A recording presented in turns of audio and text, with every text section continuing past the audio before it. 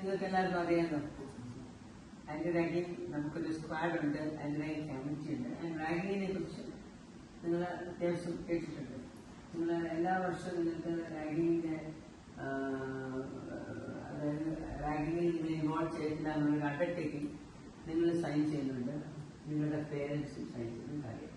Moreover നിങ്ങൾക്ക് എല്ലാ വർഷവും നമ്മളൊരു അവയർനെസ് ക്ലാസ് തരാറുണ്ട് റാഗിങ്ങിനെ കുറിച്ചും. റാഗിങ് ഒരു പണിഷബിൾ ഒഫൻസ് ആണെന്നും റാഗിങ് ഒരു രീതിയിലും ഒരു ഓർഗനൈസേഷനും പ്രൊമോട്ട് ചെയ്തതെന്ന് മാത്രമല്ല, റാഗിങ്ങിൽ ഇൻവോൾവ് ചെയ്താൽ നിങ്ങളുടെ ഫ്യൂച്ചർ നഷ്ടപ്പെട്ടു, ലീഗൽ ഇംപ്ലിക്കേഷൻ. അപ്പം റാഗിങ് എന്ന് പറയുമ്പോഴത്തേക്ക് നിങ്ങൾ വിചാരിക്കും കുട്ടികളുടെ പേര് ചോദിച്ചു അതിനെന്താ. അപ്പൊ കുട്ടികളുടെ പേര് ചോദിക്കുന്നതിന് കുഴപ്പമില്ല, പക്ഷേ കുട്ടികളുടെ പേര് ചോദിക്കുന്നതിന്റെ ഒരു രീതി എന്ന് പറഞ്ഞാൽ വ്യത്യാസമാണ്.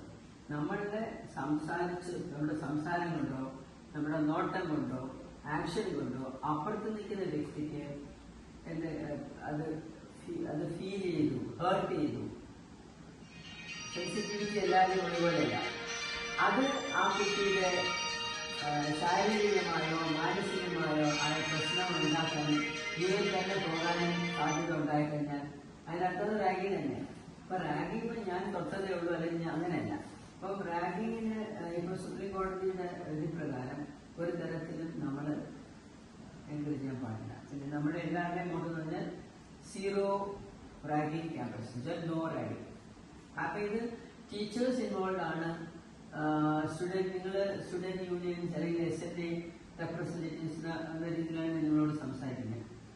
അപ്പം ഇത് നിങ്ങൾക്ക് അറിയാം. അപ്പൊ നിങ്ങളുടെ അറിയാമെന്ന് പറഞ്ഞുകൊണ്ട് അതൊരു സൊല്യൂഷൻ ആയില്ല. നിങ്ങളുടെ ഉദ്ദേശം എന്തായിരിക്കണം? ഓരോ വ്യക്തി അല്ലെങ്കിൽ ഓരോ ഇൻഡിവിജ്വൽ സ്റ്റുഡന്റും ഇതിനെക്കുറിച്ച് ബോധവാന്മാരായിരിക്കണം. പ്ലസ് ഒരു ഹ്യൂമൻ ബീങ്ങിനെ നമ്മൾ വെൽക്കം ചെയ്യണം നമ്മുടെ ക്യാമ്പസിലേക്ക്. അപ്പൊ എന്നെ അങ്ങനെ ചിന്തിച്ചോ ഞാൻ ഇങ്ങനെ ചെയ്യണം, അങ്ങനെയല്ല. അപ്പം ഒരു ആസ് എ ഫ്രണ്ട് ആയിട്ട് കണ്ടിട്ട് ഈ എൻവയോൺമെന്റ് വളരെ ബ്യൂട്ടിഫുൾ ആയിട്ട് സെറ്റിൽ ചെയ്യാനുള്ള ഒരു എൻവയോൺമെന്റ് നിങ്ങൾ ഒരുക്കി കൊടുത്താൽ അത് തന്നെയാണ് ഒരു ആന്റി റാഗിങ് ക്യാമ്പസിന്റെ ലക്ഷ്യം. അല്ലാതെ നമ്മളിപ്പോ കാണുന്നല്ലോ, ഇപ്പൊ അടുത്ത കാലത്തൊരു സിനിമ ഉണ്ടായി ആവേശം എന്ന സിനിമ ചിത്രീകരിച്ചുകൊണ്ട് അവർ എന്താ ഉദ്ദേശിക്കുന്നില്ല. പക്ഷെ അതിന്റെ ആ ഒരു വളരെ ഫാർ റീച്ചിങ് ആയിട്ടുള്ള നെഗറ്റീവ് ഇഫക്ട് നിങ്ങൾ കണ്ടു. അപ്പം ഇതൊന്നും ശരിക്കും പറഞ്ഞാൽ പ്രൊപ്പഗേറ്റ് ചെയ്യേണ്ട കാര്യമോ ഒരു കിങ് സൈസ് ലൈഫ് എന്ന് കാണിക്കുന്ന സംഭവമല്ല. അതൊക്കെ നമ്മളെ മിസ്ലീഡ് ചെയ്യുന്ന കാര്യങ്ങളാണ്. ആ മിസ്ലീഡ് ചെയ്യുന്ന കാര്യങ്ങൾ കുറേ പോകട്ടെ. ഒരു ഹ്യൂമൻ ബീങ് അല്ലെങ്കിൽ ഞാനൊരു ഹ്യൂമൻ ബീങ്ങിനെ എങ്ങനെ ട്രീറ്റ് ചെയ്യും, അല്ലെങ്കിൽ ഒരു ലൈഫിനെ. നമ്മളിപ്പോൾ നഴ്സിംഗ് സ്റ്റുഡൻസും മെഡിക്കൽ സ്റ്റുഡൻസും പറഞ്ഞ് നമ്മൾ എന്താ ചെയ്യുന്നത്? നമ്മളൊരു ജീവനെ രക്ഷിക്കുന്നവരാണ്. അപ്പൊ ആ ജീവനെ രക്ഷിക്കുന്നവര് അല്ലെങ്കിൽ കരുണ കാണിക്കുന്നവര് നമ്മളുടെ ഓൺ കുട്ടികൾ വരുന്നവര് കരുണ കാണിക്കാതിരിക്കാമോ? അപ്പൊ ശരിക്കും പറഞ്ഞാൽ നടക്കുന്നതെന്ന് വെച്ചാൽ പേര് ചോദിക്കുമ്പോഴും ആ ചോദിക്കുന്ന രീതി വളരെ മോശം. അവർ നോക്കിയാൽ പറയുന്നത് എന്തിനാണ് നോക്കിയത്? അപ്പൊ അത് ആ റെസിപ്രോക്കൽ ആയിട്ടുള്ള റെസ്പോൺസ് നല്ലതാണെങ്കിൽ ഇത് വരത്തില്ല. അപ്പൊ നിങ്ങൾ ചേർത്ത് പിടിക്കേണ്ടത് ഈ ക്വാളിറ്റീസ് ആണ്. പിന്നെ റാഗിങ്ങിന്റെ വ്യക്തമായ വശം നമ്മൾ പറഞ്ഞിട്ടുണ്ട്. ഇപ്പം അവരെ കൊണ്ട് എന്തെങ്കിലും എറണ്ട് വർക്ക് ചെയ്യിക്കുകയോ അവരുടെ പൈസ എടുത്തവരുടെ എക്സ്പ്ലോയിറ്റ് ചെയ്യുകയോ അവരുടെ വീട്ടിൽ അവരുടെ പ്രോപ്പർട്ടിയെ മിസ്യൂസ് ചെയ്യുകയോ, ഇതെല്ലാം റാഗിങ്. ഇപ്പൊ നമ്മളിപ്പം ചിലപ്പം അവരെ വേറെ പിന്നെ കൂട്ടം കൂടി ചേർന്ന് അവരെ ഓരോന്ന് പറഞ്ഞ് അവർക്ക് അവരെ ഫിസിക്കലി അല്ലെങ്കിൽ മാനസികമായിട്ട് ബിലിറ്റിൽ ചെയ്യുന്ന മാതിരിയുള്ള പ്രവർത്തികൾ ചെയ്യുക, ഇതെല്ലാം റാഗിങ്ങിന്റെ പുറകിൽ വരുന്നതാണ്. അപ്പൊ അതിനെക്കുറിച്ച് നമ്മൾ നിങ്ങൾക്ക് പാംപ്ലെറ്റ് തന്നിട്ടുണ്ട്, എല്ലായിടത്തും ഡിസ്പ്ലേ ചെയ്തിട്ടുണ്ട്. അത് കണ്ട് വായിച്ച് കളഞ്ഞാൽ പോയി. പിന്നെ ചിലർ പറയും ഞാൻ റാഗിങ്ങിനെ പാടിച്ചിട്ടില്ല. കാര്യം എന്താ? ഒരു പയ്യനെ റാഗിങ് ചെയ്യുന്നു, മാറി നിന്ന് കാണുന്നു.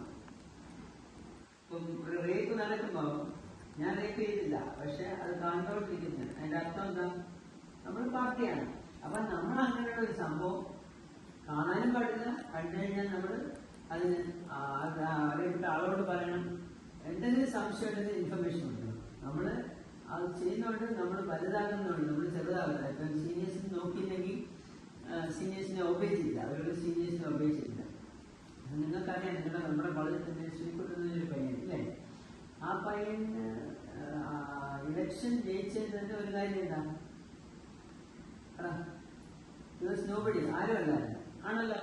എന്താ ചെയ്യുന്നത്? എല്ലാവർക്കും വളരെ സർപ്രൈസിങ് ആയിരുന്നു എങ്ങനെ യൂണിയൻ ലീഡർ ആയിരുന്നു. യൂണിയൻ ചെയർമാനാണ്. കാരണം അങ്ങനെയാണ് ഫസ്റ്റ് ഇയർ സ്റ്റുഡൻസിന് വന്നപ്പോൾ പുള്ളി ഒരു മെന്ററായിട്ട്, അത് നിങ്ങൾക്കറിയത്തില്ലേ, മെന്ററായിട്ട് അങ്ങനെയാണ് പെട്ടെന്ന് വളരെയധികം പോപ്പുലർ ആയ ഒരു വ്യക്തിയെ തന്നെ മാറ്റി. അപ്പൊ ആ പുള്ളിയുടെ ബിഹേവിയർ, അപ്പൊ നമുക്കൊരു നല്ലൊരു മെന്ററായിട്ട് ആ ഗ്രൂപ്പിൽ ഇറങ്ങി ചെന്നാൽ ഈ റാങ്കിങ്ങുള്ള സബ്ജക്റ്റ് ഡിസ്കസ് ചെയ്യുന്ന തരത്തില്ല. അപ്പൊ നമ്മൾ ആ ഒരു മറ്റുള്ളവരെ ഇമിറ്റേറ്റ് ചെയ്യുന്നു, മറ്റേ കോളേജിൽ കാണുന്നു, അത് നമ്മൾ ഇമിറ്റേറ്റ് ചെയ്തൊരു ഹരത്തിലേക്ക് പോകുമ്പോഴാണ് ഇതൊക്കെ വരുന്നത്. നമ്മൾ നമ്മളായിട്ട് ചിന്തിച്ചു കഴിഞ്ഞാൽ ക്യാമ്പസിൽ റാങ്കിങ് വരാണ്. അപ്പം നിങ്ങളുടെ ഒരു നിങ്ങൾക്ക് ഈ വർഷത്തിൽ നമ്മളൊരു സെഷൻ എടുക്കുമ്പോൾ നിങ്ങൾ ഓരോ ഇൻഡിവിജ്വൽ നിങ്ങളുടെ ലീഡേഴ്സ് ആയത് ക്ലാസ്സിൽ ചെന്നിട്ട് പറയണം.